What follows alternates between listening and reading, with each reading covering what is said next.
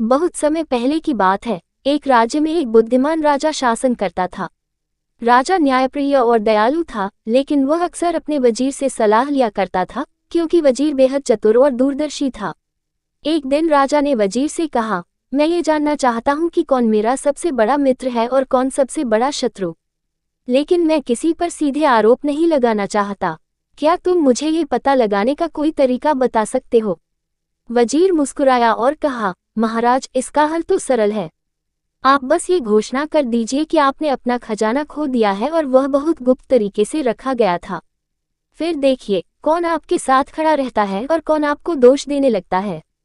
राजा ने वजीर की सलाह मानकर पूरे राज्य में ये घोषणा कर दी कि खजाना चोरी हो गया है। ये सुनते ही दरबार के कई दरबारी राजा को दोष देने लगे। उन्होंने कहा कि राजा ने खजाने की सुरक्षा में लापरवाही बरती। लेकिन वहीं कुछ लोग राजा के समर्थन में खड़े हो गए और बोले, महाराज, हम आपका खजाना खोजने में मदद करेंगे। हमें आपके नेतृत्व पर पूरा भरोसा है। राजा ने ध्यान दिया कि कौन उनके साथ खड़ा है और कौन पीठ पीछे उनकी आलोचना कर रहा है। कुछ ही दिनों में वजीर ने चतुराई से खजाने को ढूंढ निकाला और उसे राजा के सामने प्रस्तुत कर दिया।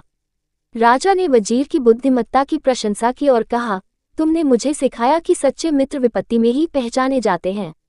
अब मैं जानता हूं कि किस पर विश्वास करना चाहिए।